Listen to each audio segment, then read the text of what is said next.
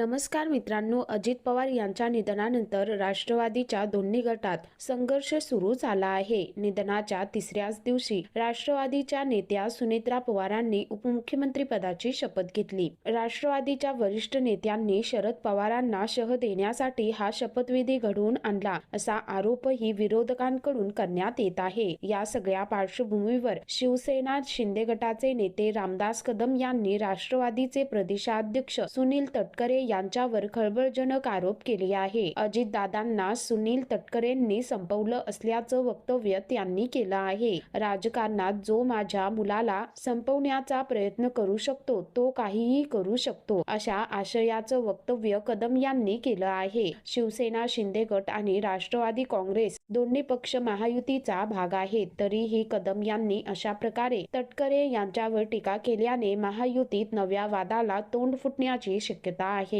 रामदास कदम यांनी अजित पवारांच्या निधनानंतर घडलेल्या घडामोडींवर भाष्य करताना तटकरेंवर निशाणा साधला। ते म्हणाले की अजितदादांच्या जाण्यानंतर शरद पवारांना शह देण्यासाठी सुनील तटकरे यांनी अत्यंत गलिच्छ राजकारण केलं। दादांच्या चितेची राख देखील शांत झाली नव्हती, तोच तटकरेंनी वहिनींना उपमुख्यमंत्री पदाची शपथ घ्यायला लावली। हिंदू संस्कृतीनुसार किमान 10 दिवस दुःखाचे पाळावे लागतात, त्यानंतर शपथविधी झाला असता तर काय बिघडलं असतं। शरद पवार पक्षाचा ताबा घेतील या भीतीने तटकरेंनी ही चालाख खेळी केल्याचा दावा कदमांनी केला। ज्या माऊलीचे कुंकू आणि मंगळसूत्र गेले त्यांना सुतूकही पाळू न देता मुंबईला जाऊन शपथविधी करायला लावणाऱ्या तटकरेंना महाराष्ट्र कधीही माफ करणार नाही, अशी घणाघाती टीका त्यांनी तटकरेंवरती केली आहे। एवढंच नाही तर सुनील तटकरे यांनीच अजितदादांना संपवलं या विरोधकांच्या आरोपाला दुजोरा देताना कदम म्हणाले की तटकरे काहीही करू शकतात, ज्यांनी त्यांना मोठं केलं त्यांनाच संपवण्याचं काम ते करतात। माझ्या मुलाला